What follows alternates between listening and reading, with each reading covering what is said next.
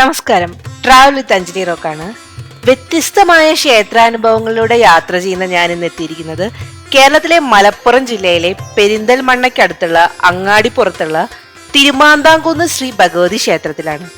മംഗല്യ സൗഭാഗ്യത്തിന് പേര് കേട്ട ഒരു അമ്പലം. ക്ഷേത്രാചാരങ്ങളും ഐതിഹ്യങ്ങളൊക്കെയാണ് ഞാൻ ഈ വീഡിയോയിൽ പറയുന്നത്. ഈ ക്ഷേത്രത്തെ പറ്റി എത്രയോ ഏക്കർ കണക്കിന് വരുന്ന ക്ഷേത്ര പരിസരവും വിശാലമായ ആറാട്ടുകുളവും ചേർന്നൊക്കെയുള്ള പാടമൊക്കെ ഞാൻ കേട്ടിട്ടുണ്ട്, സോഷ്യൽ മീഡിയയിൽ കണ്ടിട്ടുണ്ട്. തൃശ്ശൂരിൽ നിന്ന് വയനാട്ട് പോകുന്ന വഴി അപ്രതീക്ഷിതമായിട്ടാണ് ഹൈവേയിൽ തന്നെ റോഡ് സൈഡിലുള്ള ഈ അമ്പലത്തിന്റെ ബോർഡ് കണ്ടത്. പിന്നെ ഒന്നും നോക്കിയില്ലേ, രാവിലെ അതിരാവിലെയുള്ള സമയമായിരുന്നു. ജീൻസും ചെറിയ ടീഷർട്ടൊക്കെ ആയിരുന്നു ഇട്ടിരുന്നായിരുന്നത്, ട്രാവൽ ആയതുകൊണ്ട്. എന്നിരുന്നാലും ഞാൻ ഒട്ടും മടിക്കാണ്ട് കയറി അവിടേക്ക് ഇറങ്ങി.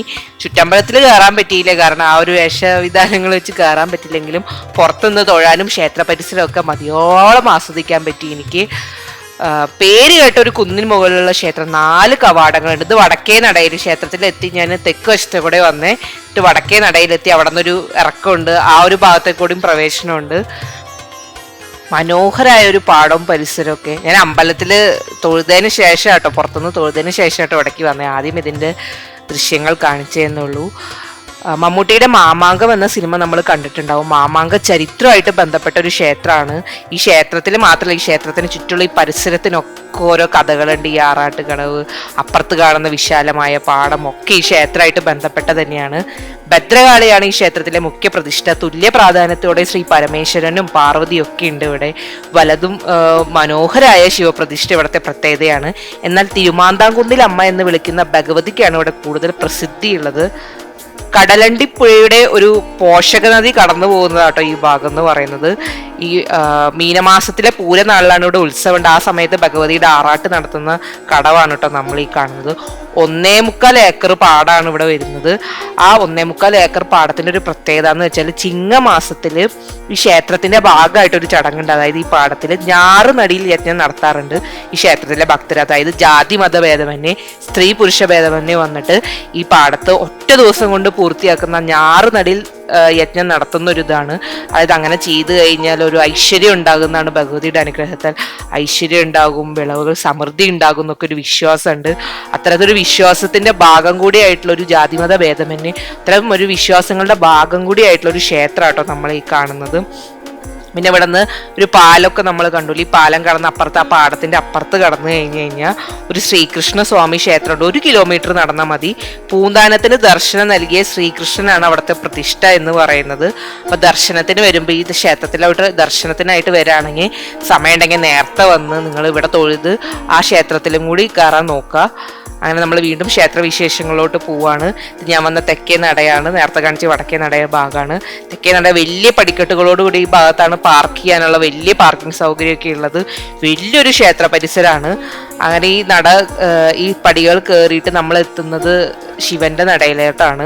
ഒരുപാട് പ്രത്യേകതകളുള്ള ഒരു ക്ഷേത്രവും ക്ഷേത്ര പരിസരമാണ്. പോകുന്ന വഴി നമുക്ക് ചെരുപ്പ്, ബാഗ് സൂക്ഷിപ്പ് സ്ഥലം, അവിടെ ഒരു ദേവസ്വം വക ക്യാൻറ്റീനൊക്കെ നമുക്ക് കാണാം.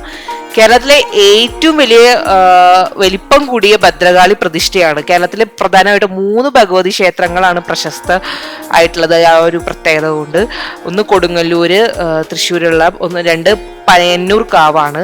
ഈ 2 ക്ഷേത്രങ്ങളോടൊപ്പം തുല്യ പ്രാധാന്യത്തോടെയുള്ള ഏറ്റവും വലിപ്പം കൂടിയ ഒരു ഭദ്രകാളി പ്രതിഷ്ഠയുള്ള ക്ഷേത്രമാണ് ഈ തിരുമാന്താംകുന്ന് ഭഗവതി ക്ഷേത്രം എന്ന് പറയുന്നത്.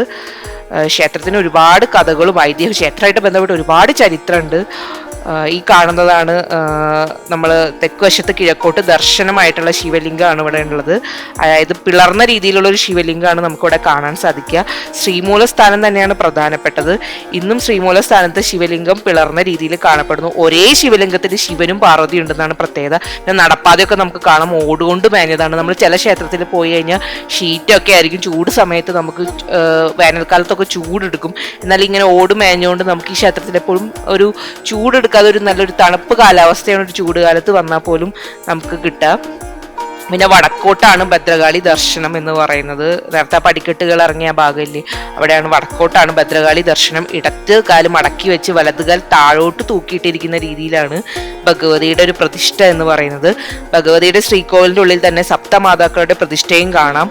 പടിഞ്ഞാറേ നട, ഇവിടുത്തെ പടിഞ്ഞാറേ നട പണ്ട് തുറക്കാറുണ്ടായിരുന്നില്ല. പണ്ട് വള്ളുവ കോലാതിരി വിഭാഗത്തിൽപ്പെട്ടവർക്ക് മാത്രമായിരുന്നു. പക്ഷെ ഇന്നത് ചില പ്രത്യേക പൂജകൾക്ക് ശേഷം സാധാരണക്കാർക്കും തുറക്കപ്പെടുന്ന ഒരു നട തന്നെയാണ്. ഇത് വടക്കേ നടയുടെ ഭാഗമാണ്. ഇതിലൂടെയാണ് ഭഗവതി പ്രതിഷ്ഠ ഉള്ളത്. പക്ഷെ ഞാൻ ആ ഒരു വേഷം ധരിച്ചുകൊണ്ട് എനിക്ക് കയറാൻ പറ്റില്ല, ഞാൻ പുറത്തുനിന്ന് തൊഴുതു. ക്ഷേത്രത്തിന്റെ ഒരു ഐതിഹ്യം എന്ന് പറയുന്നത് സൂര്യവംശത്തിലെ രാജാവായിരുന്ന മാന്താന്താവ് എന്ന് പറഞ്ഞൊരു രാജാവ് രാജ്യം ഉപേക്ഷിച്ച് സന്യാസം സ്വീകരിച്ച് ഭാരതമൊട്ടാകെ നടക്കാണ്. ഒരിടത്ത് വെച്ച് അദ്ദേഹം ശിവനെ തപസ് ചെയ്തൊരു നല്ലൊരു പുണ്യഭൂമി കണ്ടു. അപ്പൊ അവിടെ വെച്ചിട്ട് തപസ് ചെയ്തപ്പോൾ ശിവൻ പ്രത്യക്ഷപ്പെട്ടപ്പോൾ വരമായിട്ട് എനിക്ക് ഏറ്റവും വലിയ ശിവലിംഗം തനിക്ക് വേണമെന്ന് ശിവനോട് അദ്ദേഹം പറയാണ് ചെയ്യുന്നത്. അപ്പോൾ ശിവന് വേറെ മാർഗങ്ങളില്ല, കാരണം ഏറ്റവും വലിയ ശിവലിംഗം എന്ന് പറയുന്നത് പാർവതിയുടെ കയ്യിലാണ്. പാർവതി പണ്ട് ശിവനെ ഭർത്താവായിട്ട് കിട്ടാൻ വേണ്ടി തപസ് ചെയ്ത ഒരു ശിവലിംഗമാണ്. അപ്പൊ ആ ശിവലിംഗം അദ്ദേഹം ഈ മഹർഷിക്ക് കൊടുക്കുകയാണ് ചെയ്യുന്നത്. അപ്പൊ ഇതറിഞ്ഞ പാർവതി, തന്റെ ശിവലിംഗം നഷ്ടപ്പെട്ടു എന്നറിഞ്ഞ പാർവതിയുടെ കോപത്തിൽ നിന്ന് ഭദ്രകാളി ഉണ്ടാക്കുകയും മഹർഷിയും ശിഷ്യന്മാരായിട്ട് യുദ്ധം ഉണ്ടാവുകയാണ് ചെയ്യുന്നത്. അപ്പൊ ഇങ്ങനെ ശിവഗണങ്ങളാണ്, അതായത് ഭദ്രകാളിയുടെ കൂടെ ശിവഗണങ്ങളാണ് യുദ്ധത്തിന് വന്നിരിക്കുന്നത്. അപ്പൊ ഈ ശിവഗണങ്ങളെ തോൽപ്പിക്കാനായിട്ട് മഹർഷിയുടെ ശിഷ്യന്മാര് കാട്ടുപഴങ്ങള് പെറുക്കിയെറിഞ്ഞു എന്ന് പറയുന്നുണ്ട്. ഇന്നും ഈ ക്ഷേത്രത്തിൽ ഈ ചടങ്ങുണ്ട്. അതായത് കാട്ടുപഴ, ആട്ടങ്ങ ഏറ് തുലാം ഒന്നിൽ ആ ഒരു അനുസ്മരണമായിട്ട് ഉണ്ടാവാറുണ്ട്. അപ്പൊ അങ്ങനെ ഓരോ കാട്ടുപഴ എറിയുമ്പോഴും ഓരോ ശിവലിംഗങ്ങളായിട്ട് മാറി ഈ ശിവഗണങ്ങളുടെ മേത്ത് വീണ് അവർ ഓടിപ്പോയി. അവസാനം ഭദ്രകാളി എന്നെ നേരിട്ട് വന്ന് ശിവലിംഗം പിടിച്ച് എടുക്കാൻ നോക്കിയപ്പോ ഈ മഹർഷി ശിവലിംഗം മുറുകെ പിടിച്ചുവെന്നും കൊടുക്കാതെ ആ വടംവലിയിലാണ് ആ ശിവലിംഗം രണ്ടായി പിളർന്നതെന്നും ആ ശിവലിംഗമാണെന്ന് ഇവിടെ പ്രതിഷ്ഠിച്ചിരിക്കുന്നതാണ് വിശ്വാസം. അപ്പൊ അന്നത്തെ ആ ഐതിഹ്യപ്രകാരം അതില് സംപ്രീതനായി, അദ്ദേഹത്തിന്റെ ഭക്തിയിൽ സംപ്രീതരായി മഹാവിഷ്ണുവും ബ്രഹ്മാവും ശിവപാർവതിമാരും അനുഗ്രഹിച്ചെന്നും ആ സ്ഥലമാണ് തിരുമാന്താംകുന്ന് എന്നറിയപ്പെടുന്നത്. അപ്പൊ മാന്താതാവ് മഹർഷിയിൽ നിന്നാണ് ആ പേരുണ്ടാകുന്നത്. അപ്പൊ അന്നത്തെ ശിവപാർവതി ശക്തിയുള്ള ശിവലിംഗമാണ് അവിടെ ഭദ്രകാളിയോടൊപ്പം പ്രതിഷ്ഠിച്ചത്. ഒപ്പം മംഗളകരിയായ ഗണപതിയുടെയും വിശേഷപ്പെട്ട സാന്നിധ്യം അവിടെ ഉണ്ടെന്ന് പറയപ്പെടുന്നു. അപ്പോൾ വിവാഹം വൈകുന്നവരാണ് മംഗല്യപൂജ ഇവിടെ നടത്തുന്നത്. ഒപ്പം ദാമ്പത്യത്തിലെ പ്രശ്ന പരിഹാരങ്ങൾക്കും ഇവിടെ ഭക്തർ വന്ന് തൊഴാറുണ്ട്. അപ്പൊ ഉണ്ണി ഗണപതിക്കാണ് ഇവിടെ മംഗല്യപൂജ നടത്തുന്നത് കേട്ടോ. ഇഷ്ടവിവാഹത്തിനും ഉത്തമ ദാമ്പത്യത്തിനും വേണ്ടി ചൊവ്വ, വെള്ളി, ഞായർ ദിവസങ്ങളിൽ ആണ് ഈ മംഗല്യപൂജ ഉണ്ടാവും. അപ്പൊ അത് നടത്താൻ ഉദ്ദേശിക്കുന്നവർ രാവിലെ 9 മണിക്ക് മുന്നേ എത്തി ടോക്കൺ എടുക്കേണ്ടതാണ്. സ്ത്രീ പുരുഷ ജാതിമത ഭേദമന്യേ ഏതൊരാൾക്കും ഈ പൂജ നടത്താവുന്നതാണ്. തുലാമാസത്തിലെ ആദ്യ വെള്ളിയാഴ്ച പ്രധാന പൂജയാണ് കേട്ടോ ഈ മംഗല്യ പൂജയുടെ. ഈ മംഗല്യ പൂജ സമയത്ത് ഗണപതിയുടെ നേരെയുള്ള വാതില് ഭക്തർക്ക് തുറന്നു കൊടുക്കാറുണ്ട് ദർശിക്കാൻ. സാധാരണ നമ്മൾ ഗണപതി ക്ഷേത്രത്തിൽ ഒരു കിളിവാതിലാണ് കാണുക. ഈ മംഗല്യ പൂജയുടെ സമയത്ത് ഇത് തുറന്നു കൊടുക്കാറുണ്ട്. ക്ഷേത്രത്തിന്റെ ദർശന സമയം എന്ന് പറയുന്നത് രാവിലെ 4:30 മുതൽ ഉച്ചയ്ക്ക് 12 വരെയും വൈകിട്ട് 4 മുതൽ രാത്രി 8 വരെയാണ്. പിന്നെ മറ്റൊരു പ്രത്യേകത, തിരിഞ്ഞു പന്തീരടി പൂജയുണ്ട്. മറ്റൊരു ക്ഷേത്രങ്ങളിലും ഈ ആചാരം നമുക്ക് കാണാൻ പറ്റില്ല. വൈകിട്ട് 4 മണിക്ക് വന്നാൽ തിരിഞ്ഞു പന്തീരടി പൂജ കാണാം.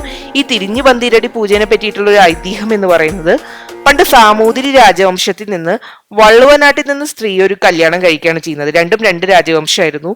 അപ്പൊ ഈ വള്ളുവനാട്ടിൽ നിന്ന് കല്യാണം കഴിച്ച സ്ത്രീ ഈ സാമൂതിരിയോട് പറഞ്ഞു, തന്റെ നാട്ടിലെ ഭഗവതിക്ക് കളമ്പാട്ട് നടത്തണം എന്നാണ് പറയുന്നത് എന്റെ നാട്ടിലെ ഭഗവതിക്കും. എന്നാൽ സാമൂതിരി ഇത് നിഷേധിച്ചുകൊണ്ട് പറഞ്ഞു, അത്ര ശക്തി ഉണ്ടെങ്കിൽ ഭഗവതി ഇങ്ങോട്ട് വരട്ടെ എന്ന്.